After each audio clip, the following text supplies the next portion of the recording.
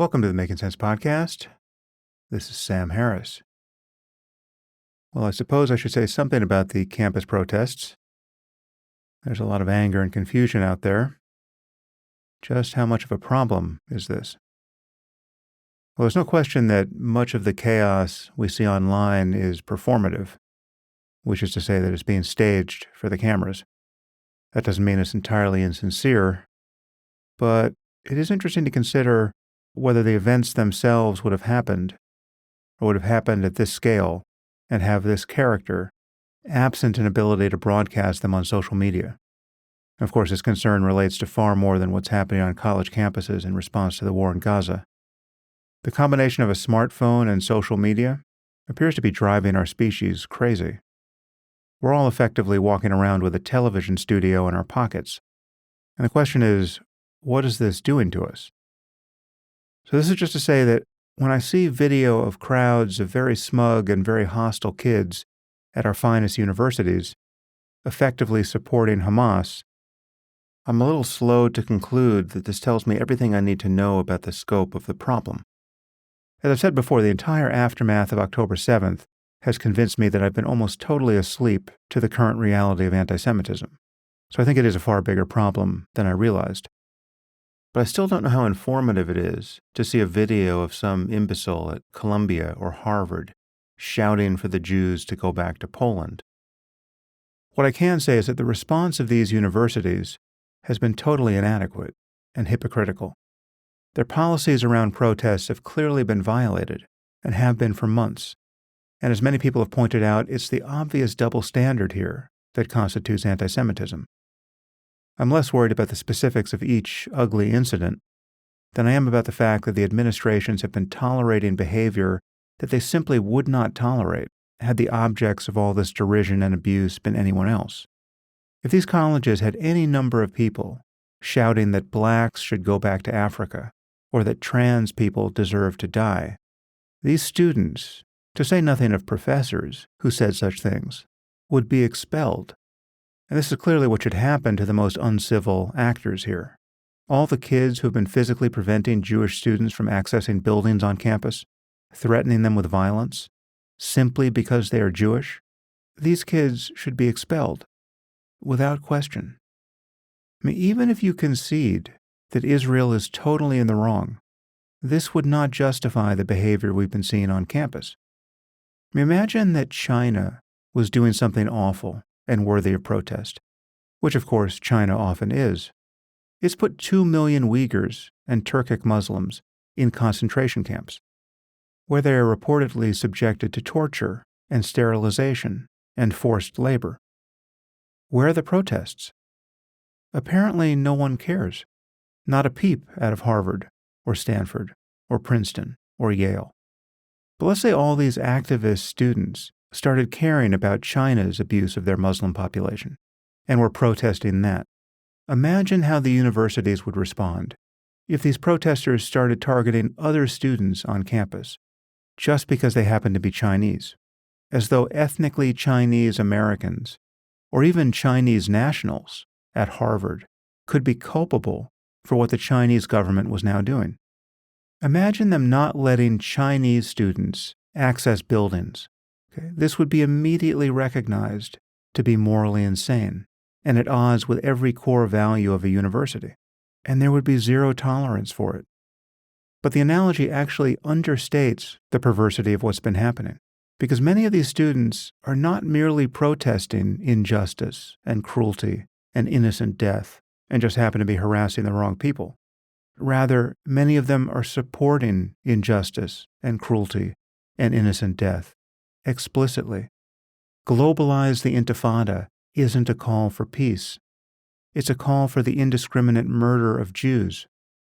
I mean, I'm willing to cut college kids a fair amount of slack, but you mean to tell me that students at Harvard and Princeton and Stanford don't know that Palestinian intifadas entail a fair amount of suicidal terrorism and the deliberate murder of non-combatants? The deliberate murder of non-combatants. I might have been confused about a few things when I was 19, but I was never that confused. How did these kids get so turned around? Well, there are many reasons, but here's one. Qatar, the petrostate, has given tens of billions of dollars to U.S., Canadian, and British universities. Qatar has given more money to Western universities than any other country on earth. The regime that controls Qatar is directly governed by the theology of the Muslim Brotherhood, of which Hamas is an offshoot. Where Jews are concerned, the Muslim Brotherhood is a fusion of Islamism and Nazism, and actually genocidal in intent. Through another radical group, American Muslims for Palestine, the Muslim Brotherhood funds the student group that has been one of the primary organizers of these protests, Students for Justice in Palestine. They also fund a group of very confused Jews at these protests, Jewish Voices for Peace. This money trail was exposed by Charles Asher Small at the Institute for the Study of Global Antisemitism and Policy. Qatar also owns major soccer teams in Europe, and Al Jazeera, the so-called news organization, which has the same journalistic integrity as Russia Today. It's just a fountain of Islamist lies. All of this amounts to a psyop on the West, and on Western education in particular. For decades, we have had Middle Eastern studies departments funded by Islamist theocrats and anti-Semites. Why have we tolerated this malicious exercise of soft power? Seems that money and oil are still just irresistible. Students for Justice in Palestine wrote the following in response to the atrocities of October 7th. National liberation is near. Glory to our resistance, to our martyrs, to our steadfast people. Resistance comes in all forms, armed struggle, general strikes, and popular demonstrations. All of it is legitimate and all of it is necessary. This was their immediate response in support of the intentional massacre of families and the taking of children as hostages before Israel did anything in response. That's the moral vision that inspired these campus protests. However, direct funding by Islamist theocrats is only one strand of influence, as I'll discuss. There's also the identitarian moral panic that has deluded the left for years, which I've covered a lot on this podcast, which maps every conflict in the world to an oppressor-oppressed narrative. Again, I don't want to exaggerate the scope of the problem, but it is pretty appalling that the largest student protest movement since the 1960s has distinguished itself by being this confused about what is really going on in the world, and is lending support to groups like Hamas that represent the annihilation of everything these students should value. And the next time I see a job applicant from what used to be a great university, Harvard, Princeton, Yale, or even my own alma maters, Stanford and UCLA, which have been terrible, my first thought, literally my first thought, will be, were you one of these imbeciles who couldn't figure out who the bad guys were on October 7th? Really, the brand damage to these institutions has been extraordinary.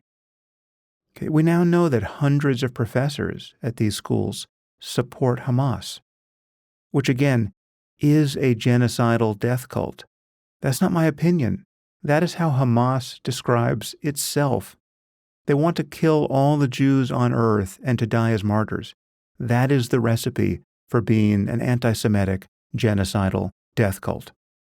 Any professor who supports Hamas should be fired, as you would fire any professor who openly supported the Nazis in the immediate aftermath of a Nazi atrocity. This is not a First Amendment issue. No one has a constitutional right to be at Harvard in any capacity. And I can say with confidence that the first good schools to accomplish a hard reset here, admitting that they've lost their way, purging the DEI bureaucracy and theocracy that they've built over decades, where the best of intentions grew malignant and metastasized, the first universities to fully reboot a commitment to Enlightenment values. No more money from Qatar, you idiots. No more stealth Islamism in your departments of Middle Eastern studies. No more reverse racism against Asian and white applicants.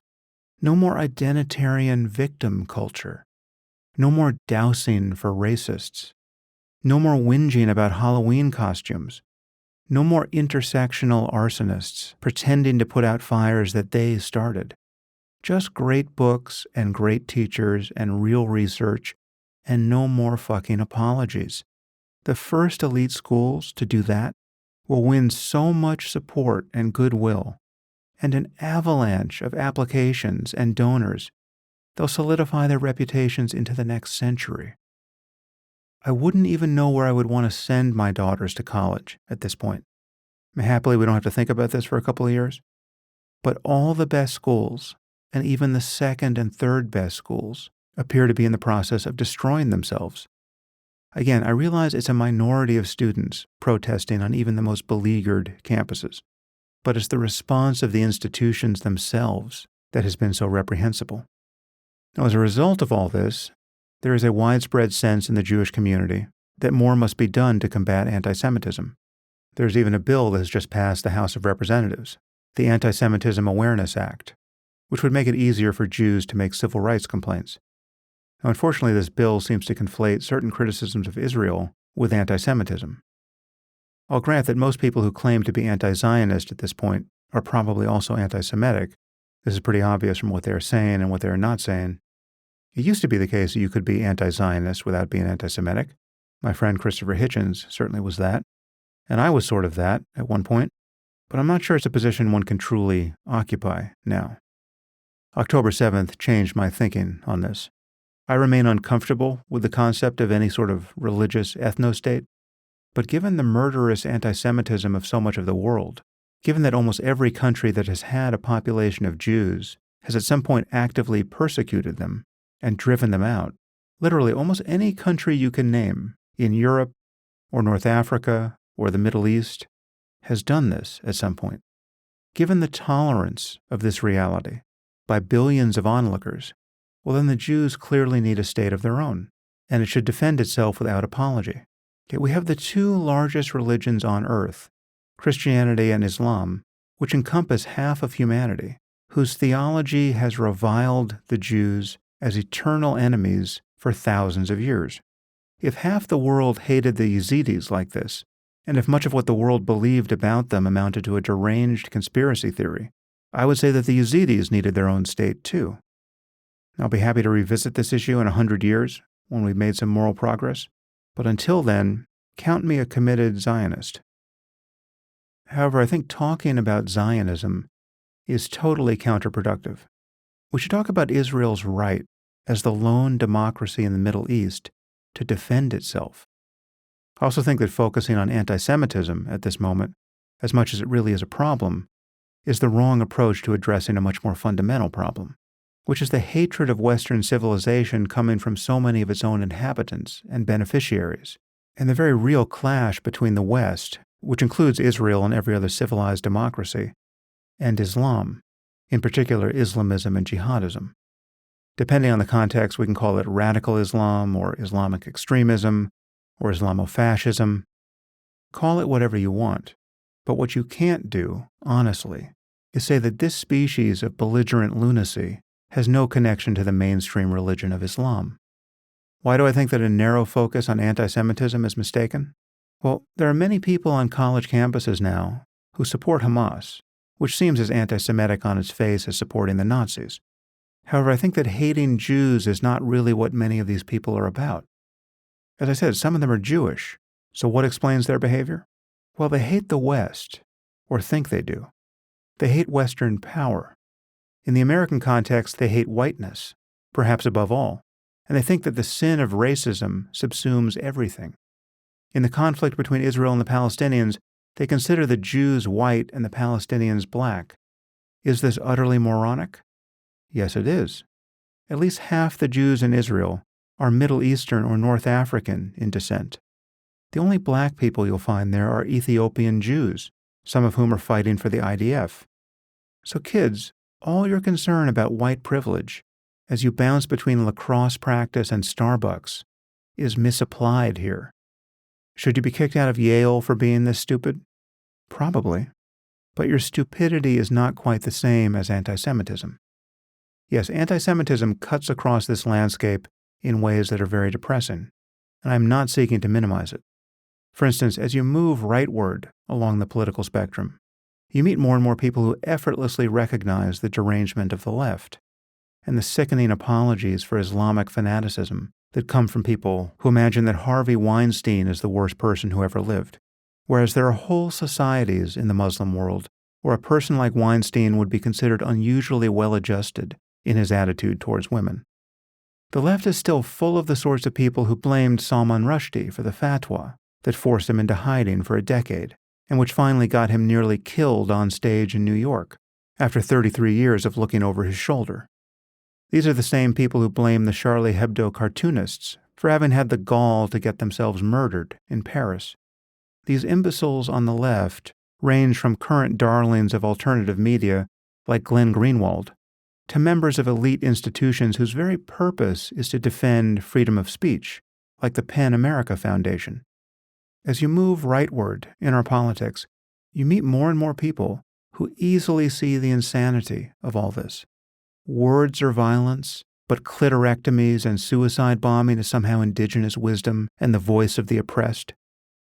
But then, of course, as you move further rightward, you meet more and more people who hate Jews as scheming globalists who want Americans to fight in foreign wars, perhaps today in defense of Israel, or Ukraine, which happens to be run by a Jew. This allegation goes all the way back to World War I and World War II. Both world wars were instigated by Jews, don't you know? This is Tucker Carlson's audience, the Great Replacement cult.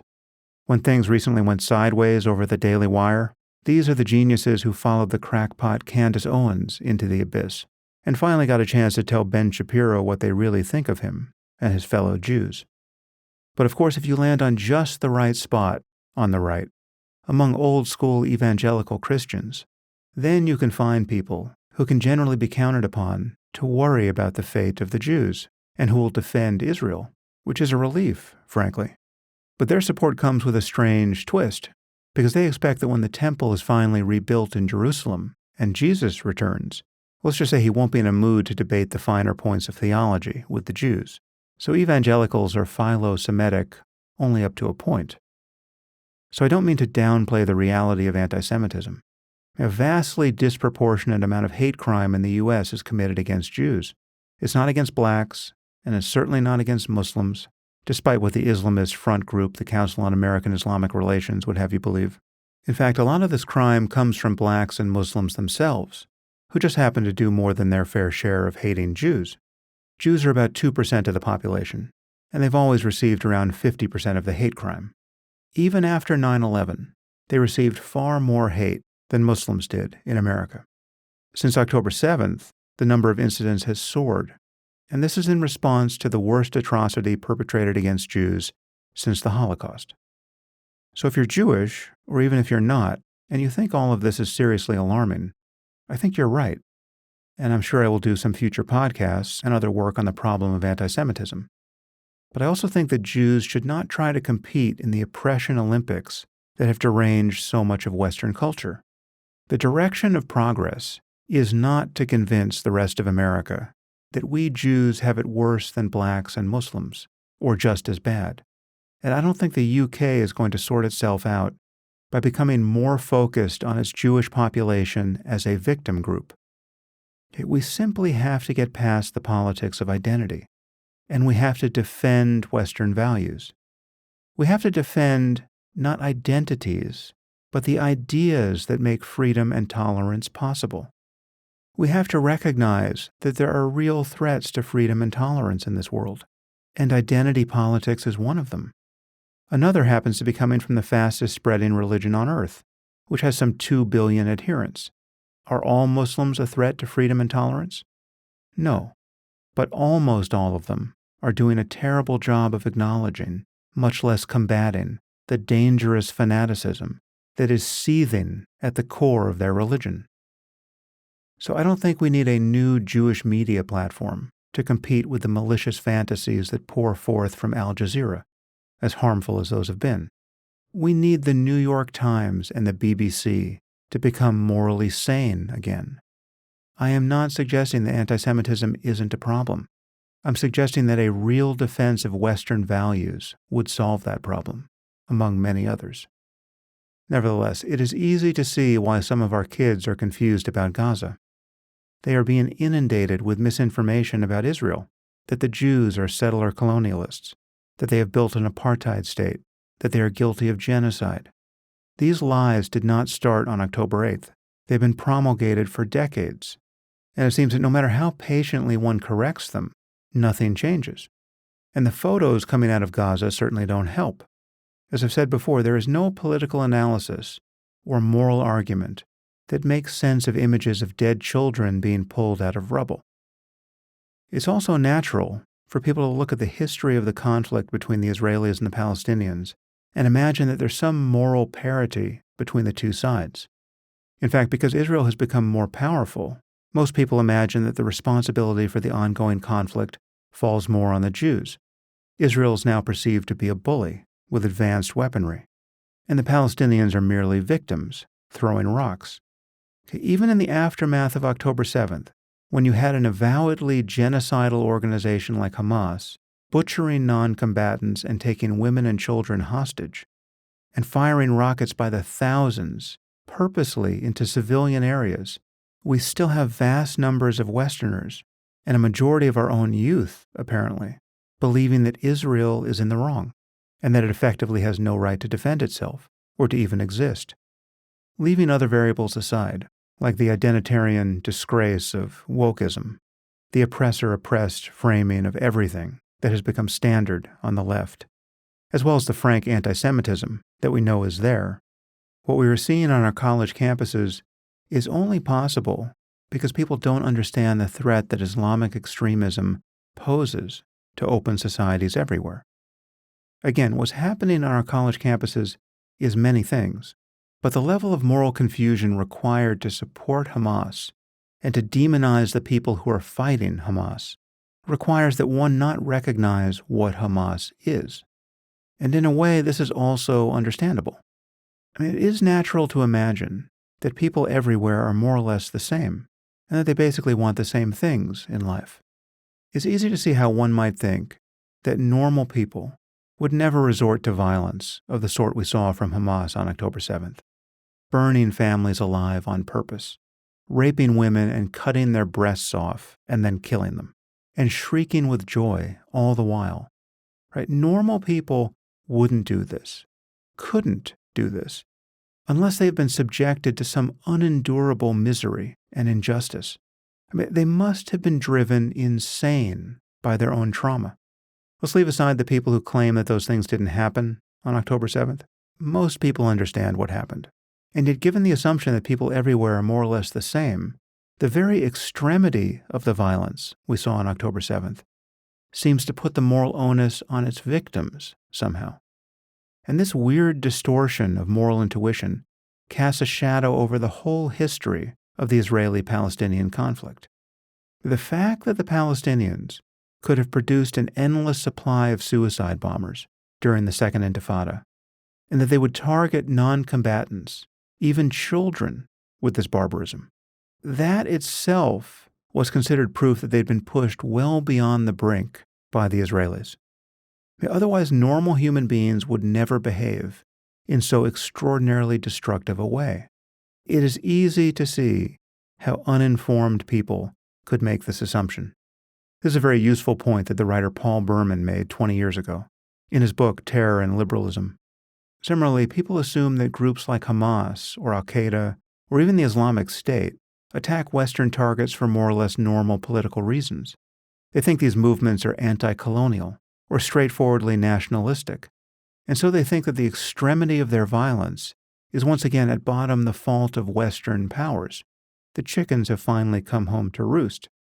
While understandable, these assumptions have been obviously wrong for decades, for longer than I've been alive, even. To believe any of this now, as almost every secular person does by default, certainly as you move left of center politically, is to be totally deluded by a masochistic fantasy. And it's a dangerous fantasy because it's being consciously weaponized against not just Israel, but against every Western society. Islamic extremists know that most of us, especially in our elite institutions, are simply drunk on white guilt and self-doubt. They can see that we live in a perpetual circular firing squad of sanctimony. They know that if they just use the word racism, even though it has absolutely no application when we're talking about the fastest growing religion in 100 countries, they know this word settles all arguments left of center, no matter how idiotic the person is who wields it. They know that we are constantly worried about being the bad guys. They know that our kids find it very easy to believe that we are and have always been the bad guys. And they have been manipulating Western society for decades. And they have been aided by legions of useful idiots on the left. And so there's a pervasive inability and even unwillingness on the part of journalists and politicians and scholars to recognize the degree to which sincere religious belief and identity drive conflict in the Muslim world between rival sects and between Muslims and non-Muslims. There is a fundamental lack of understanding about how Islam differs from other religions here. In fact, it's widely considered a symptom of bigotry to even say that Islam is different from other religions in any way that matters. There are over 50 Muslim majority countries. None of them are good places to live if you care about human freedom. This is very unlikely to be an accident. I mean, who would imagine that killing people for blasphemy or apostasy would have a chilling effect on free thought? Who would imagine that the explicit denial of political equality for women might have something to do with its absence throughout the Muslim world? Even noticing the connection here between explicit religious doctrines and the unambiguous abridgment of human rights is thought to be a symptom of, quote, Islamophobia. So I want to make a couple of basic observations about Islam that have the virtue of being important and uncontroversial, or at least they should be uncontroversial because they are quite obviously true. And if you think I've said all this before and it bores you, well, then just think about how I feel.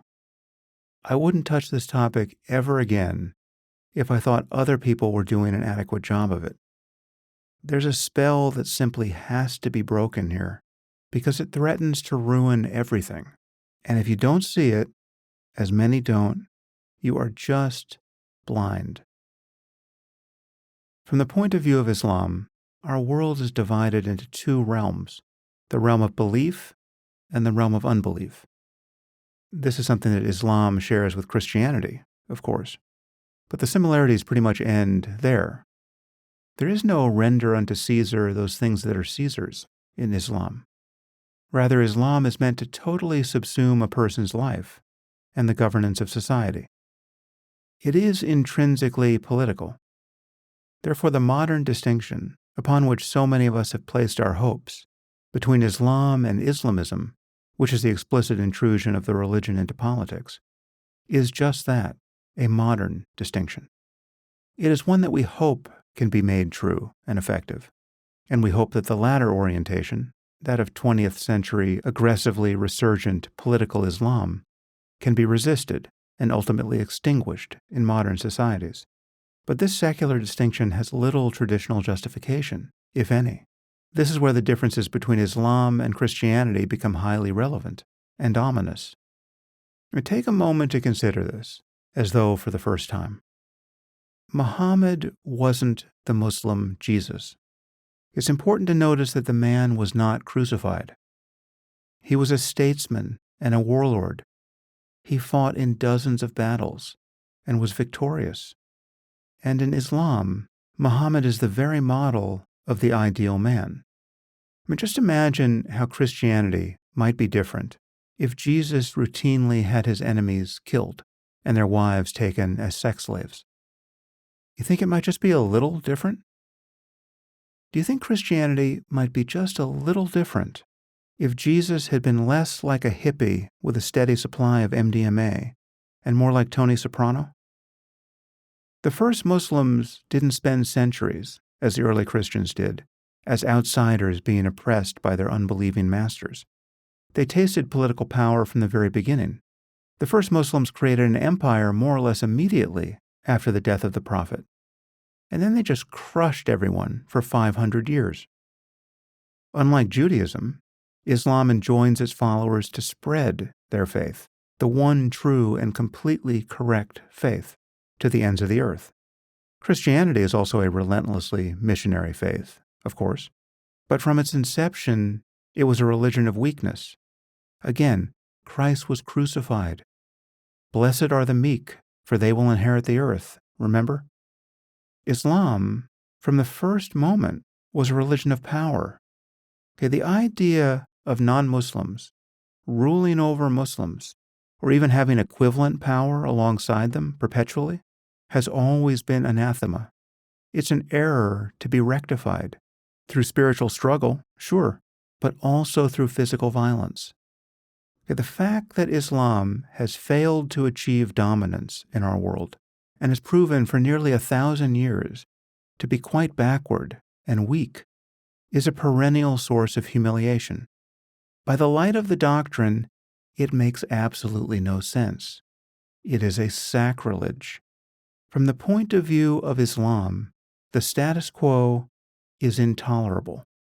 And this general attitude of affronted dignity, this yearning for victory, which century after century has been out of reach, affects everything that Islam touches. It's why the history of peace negotiations between Israel and the Palestinians has been so hopeless. Have the Israelis made mistakes? Of course. Do the Jews have their own religious fanatics? Yes. But the peace process between the Israelis and the Palestinians has been rendered hopeless from the start because for a majority of Palestinians and for vast numbers of Muslims in the region, the mere presence of a Jewish state in the Holy Land is totally unacceptable. It's a nakba, a catastrophe. It is a perversion of a sacred history, and it is an abject failure of the mission of Islam, which is to conquer the world for the glory of God, and above all, to never forsake Muslim lands once they have been conquered, which of course Palestine once was. As it is said in the Quran, kill them wherever you find them, and drive them from the places from which they drove you. This is not a religion of peace. It is a religion of conquest and submission. There's a lot to criticize in all religions, and I've certainly done my fair share of that. But it is simply a fact that the doctrine of holy war and a love of martyrdom and an utter intolerance for blasphemy and apostasy are central to Islam in a way that they are not central to other religions. Of course, not all Muslims want to live this way, and that is wonderful. That's why our world isn't in total chaos. But the problem is that when you look at the worst examples of jihadist barbarism and atrocity, the behavior of Hamas on October 7th, or the Islamic State on every day of the year, it is very difficult to say how these people are getting Islam wrong. To be clear, I am not saying that there is only one Islam and that the extremists have it right. I'm saying that they don't have it obviously wrong. Their version of the faith is all too plausible. What did the worst members of the Islamic State do that Muhammad himself didn't do or wouldn't have approved of? That is a very difficult question to answer. And the fact that it is a difficult question to answer is increasingly a problem for the entire world. If you ask the same question about Jesus or Buddha, it's a very easy question to answer. What is Hamas doing that Jesus or Buddha didn't do or wouldn't have approved of? Everything. I recently stumbled upon an article in the New York Times from 15 years ago. I doubt the Times would publish such an article today. It's very short, so I'm going to read you the whole thing. The title is Fighter Sees His Paradise in Gaza's Pain. This was published January 8th, 2009. The writer is Tagreed El-Kodari. Gaza City. The emergency room in Shifa Hospital is often a place of gore and despair. On Thursday, it was a lesson in the way ordinary people are squeezed between suicidal fighters and a military behemoth. Dr. Ani Al-Jaru, 37, a surgeon at the hospital, rushed in from his home here, dressed in his scrubs. But he came not to work. His head was bleeding, and his daughter's jaw was broken. He said Hamas militants next to his apartment building had fired mortar and rocket rounds. Notice the detail here, next to his apartment building. Israel fired back with force, and his apartment was hit. His wife, Albina, originally from Ukraine, and his 1-year-old son were killed. My son has been turned into pieces, he cried. My wife was cut in half. I had to leave her body at home. Because Albina was a foreigner, she could have left Gaza with her children, but Dr. Jaru lamented she would not leave him behind. A car arrived with more patients. One was a 20-year-old man with shrapnel in his left leg, who demanded quick treatment. He turned out to be a militant with Islamic Jihad. He was smiling a big smile. Hurry, I must get back so I can keep fighting, he told the doctors. He was told that there were more serious cases than his, that he needed to wait, but he insisted. We are fighting the Israelis, he said. When we fire, we run, but they hit back so fast. We run into the houses to get away. He continued smiling. Why are you so happy? This reporter asked. Look around you. A girl who looked about 18 screamed as a surgeon removed shrapnel from her leg. An elderly man was soaked in blood. A baby a few weeks old and slightly wounded looked around helplessly. A man lay with parts of his brain coming out. His family wailed at his side. Don't you see that these people are hurting? The militant was asked. But I am from the people too, he said, his smile incandescent. They lost their loved ones as martyrs. They should be happy. I want to be a martyr too. Okay, that's the end of the article. This is the problem. We don't have to get into a time machine and sort out the history of the region. We don't have to talk about 1948 or 1967. Without this specific form of religious fanaticism, the conflict between Israel and her neighbors would be an ordinary conflict. It would be easy enough to negotiate. It would be possible for the Jews and the Muslims to decide to build wealth together.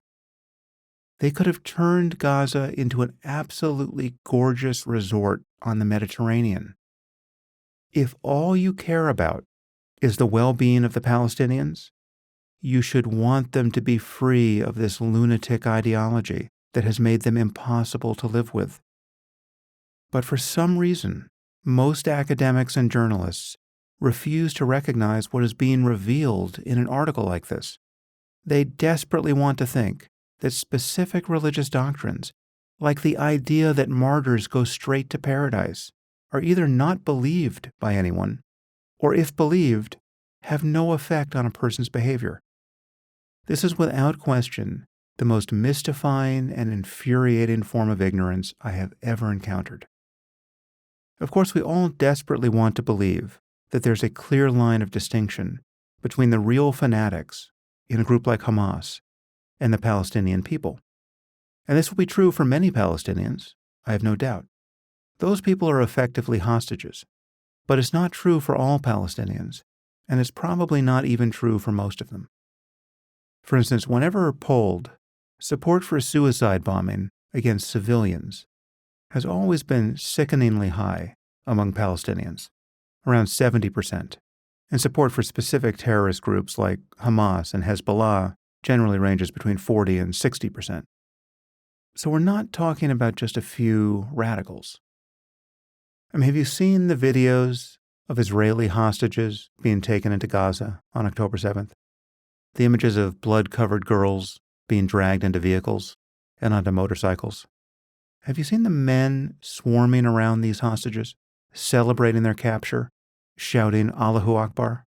I mean, put yourself in the minds of these men. I mean, perhaps you can understand all this jubilance and malice being expressed over captured male soldiers, like the Black Hawk Down incident in Somalia. But imagine celebrating the kidnapping of girls, some of whom have been clearly raped and seriously injured. I mean, in one of these videos, a young woman appears to have had her Achilles tendons cut so that she can't run away. Imagine celebrating the capture of a terrified woman holding her children. Can you imagine this?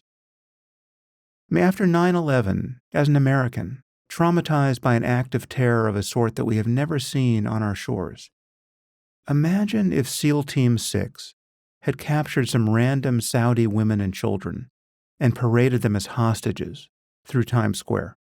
I mean, can you imagine dancing for joy and spitting in the faces of these terrified women? Imagine our soldiers dragging the mutilated bodies of other Saudi non-combatants along the sidewalk. Can you imagine people coming out of their offices and shrieking with joy and stomping on their bodies? Can you imagine the Israelis doing this to the bodies of Palestinian non-combatants in the streets of Tel Aviv? No, you can't. Culture matters. Beliefs matter. So whether they belong to the organization or not, the people you see in those videos are the same as Hamas. Once again, I need to touch the handrail here so you all don't fall over. Am I saying that all Muslims are dangerous fanatics? No. Are they all aspiring martyrs committed to waging jihad? Of course not. And that is a very good thing. Do all Christians believe in the physical resurrection of Jesus? I'm sure that many, many millions at this point don't. It is, after all, getting harder and harder to believe such things. But it is nevertheless true to say that a belief in the physical resurrection of Jesus is absolutely core to Christianity. This is not controversial. It's like saying that Apple builds smartphones. Any debate on that topic is a fake debate. You want to be a Christian who thinks that the resurrection was just spiritual or metaphorical? Great. You've changed the religion. You're making progress. We love you for it. Any debate about whether Islam really teaches, at its core, a worldview that justifies the barbarism of Hamas is a fake debate, because Islam does teach this. And much depends on the majority of Muslims worldwide reframing and ignoring or otherwise relinquishing some of the core tenets of Islam, because they're absolutely at odds with our common project of building open, pluralistic societies. Acknowledging this and demanding that Muslims themselves acknowledge this is not bigotry. It is basic sanity. The opposition between radical Islam and Western values is an existential concern for Israel, and it could one day become an existential concern for the rest of us. Am I saying that things are hopeless? No. In fact, it's a very hopeful sign that several Middle Eastern regimes appear to want normalized relations with Israel at this point. And the fact that the Saudis and the Jordanians helped repel Iran's recent drone and missile attack was also very promising. However, the fact that Arab monarchs and dictators can see the wisdom of changing their policies toward Israel does not mean that attitudes have changed on the so-called Arab street, and what the street will tolerate will limit what even dictators can do. These attitudes will, of course, be massively informed by Islam. There's also the fact that any Arab solidarity with Israel against Iran might have less to do with truly shared human values and more to do with the sectarian schism between Sunni and Shia Islam. But if these autocrats want to drag their countries into the modern world, I am certainly rooting for them. However, the deeper principle is that there is a clash of civilizations between traditional Islam and Western values. And what we're seeing on college campuses is a very successful manipulation of Western weakness, wherein we can have our own values of tolerance and diversity and self-criticism and compassion weaponized against us. Ask yourself, what is it that we want and are right to want and must defend without apology in the West? Rational conversation, individual freedom, the rule of law, the consent of the governed, the peaceful transfer of power, a strong civil society, and yes, tolerance of difference, where that difference doesn't put all other good things in peril. What do these good things give us? Well, they give us open societies, where scientific progress and creative intelligence and increasing wealth and social mobility and personal security and public justice and a healthy environment and institutional transparency and a generous social safety net are more and more the norm. Obviously, we have imperfectly secured these goods, even in the best societies on earth. But it is just as obvious that some places have none of them.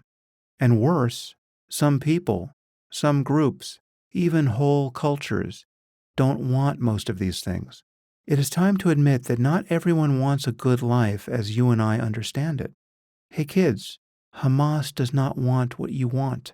They would throw your LGBTQ friends off rooftops. And I'm sorry to say, many Palestinians want what Hamas wants. This is a hard truth, and it has made peace in the Middle East so far impossible. The people of the future, and perhaps our future selves, will know what we can't know now, which is how we handled this moment, how or whether we rose to the challenge of having our deepest principles used against us, carefully inverted and used against us. Freedom of speech, tolerance of diversity, self-doubt. Right? These virtues can be used against their adherents, cynically and with evil intent. That is what Islamic extremists are doing all over the world. Okay? That is what their organizations are doing inside our own societies. This is not a conspiracy theory. This has all been publicly visible for decades, and they are being facilitated by useful idiots, as is now especially evident on our college campuses. Of course, we are also being played by Russia and China, and perhaps other hostile foreign actors, who are fanning the flames of our own partisanship and hysteria.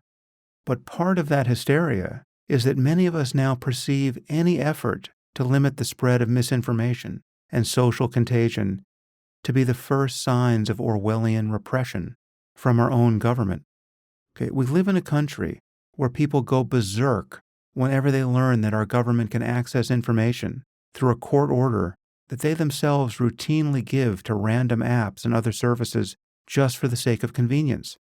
It is utterly childish to imagine that our interests as a nation are best served by total institutional distrust, where we have people like Edward Snowden and Julian Assange hacking and leaking state secrets continuously. Most people haven't spent 5 minutes imagining the gravity of what must be in every U.S. president's daily briefing. We have to grow up and do what it takes to protect our society from people and groups and foreign adversaries that actually want to destroy it. Of course, it's true that fighting terror and confusion can put the very freedoms we seek to protect in jeopardy. It's also true that in the presence of sufficient terror and confusion, we will embrace a regime of surveillance and censorship and even violence that could seem to justify the fears of every conspiracy theorist and make it seem that the real threat to liberty is coming from our own side, from our own institutions, and from our own government. We have to perform this high-wire act successfully. We can't forget our actual values. You take immigration. Providing sanctuary to real refugees fleeing violence and welcoming immigrants who are seeking to better their lives and who want to build those lives in the West. This is one of our core humanitarian values. We don't want to get rid of that. Emma Lazarus's poem, inspired by the Statue of Liberty, which is now inscribed on a plaque there, "Give me your tired, your poor, your huddled masses yearning to breathe free." That's not just sentimental bullshit. That's the best of America. It's never quite been our immigration policy. It's always been aspirational. But we want to be a country that is strong enough and generous enough to be a light unto the rest of the world. Emma Lazarus, incidentally, was Jewish. The Great Replacement started there, fellas, with the Statue of Liberty. You might want to get on that, Tucker. That's your bread and butter right there. The question we have to answer is, how can open societies like ours maintain their values and even improve them in a world where we have real enemies? You don't have to be a xenophobe or a Christian nationalist or a Nazi or any other species of asshole to recognize that some people are coming into our societies with no intention of ever sharing our values. Again, this is about culture, ideas and their consequences, not the color of people's skin. If we imported a sufficient number of communists into the United States, it would be no surprise if we one day discovered that we had a problem with communists seeking to demolish the very foundations of our economy. And it would serve us right. They were wearing their antipathy for capitalism on their sleeves the whole time. They were telling us, ad nauseum, what they want to accomplish, the destruction of capitalism. How could we be surprised if a massive influx of committed communists eventually posed a threat to our way of life. Similarly, if we import a sufficient number of Islamists and jihadists, we will eventually have a problem with political and militant Islam. This is guaranteed. And to my eye, much of Western Europe already has this problem, to a degree that it should find intolerable. It is completely rational and not at all an expression of bigotry, as an American, to not want to follow Western Europe down that path. Does this mean that I was in favor of Trump's idiotic ban on Muslim immigration? No. Given that we need to win a war of ideas within the Muslim community, given that we need to inoculate Western societies against Islamic extremism, some of the most valuable immigrants we could have, in my view, are truly secular Muslims, truly liberal Muslims, and above all, ex-Muslims. We want people who come from Muslim-majority societies and who understand exactly why life in those societies is not as good as it is in the West. Not just because we have more money, but because we have better values. We want people from Pakistan and Iran who are appalled by religious fanaticism. Put these people at the front of the line. There is not a shred of xenophobia or bigotry, much less racism, implied by anything I have said on this podcast. But let's not lie to ourselves that our societies can absorb an endless number of profoundly ideological people who only feign tolerance of diversity because they are in a position of weakness, and who, when strong, will seek to impose their religious strictures on everyone else.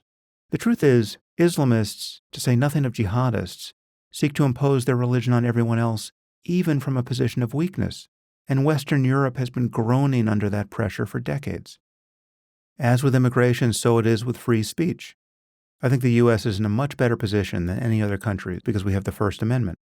But the First Amendment isn't a perfect guide for private platforms and publishers deciding what speech to disseminate or to amplify algorithmically or to sponsor. We are simply drowning in lies that are rendering our society increasingly ungovernable. This problem exists equally, if differently, on both sides of our political landscape. Right of center, some of the most prominent voices in alternative media regularly launder Russian propaganda about elections and U.S. foreign policy and the war in Ukraine and vaccines. Left of center, there's almost pure confusion about Israel and its enemies. At our best universities, we're witnessing a zombie apocalypse of profoundly misinformed kids. Of course, broadcasting divisive lies is generally legal because it's protected by the First Amendment. But that doesn't mean private platforms and civil society organizations shouldn't do something to contain the problem. As I've said many times before, if liberals remain confused about Islamic extremism, the appetite for right-wing authoritarianism is going to continue to grow throughout the West. We need to do everything we can to avoid this. Thanks for listening.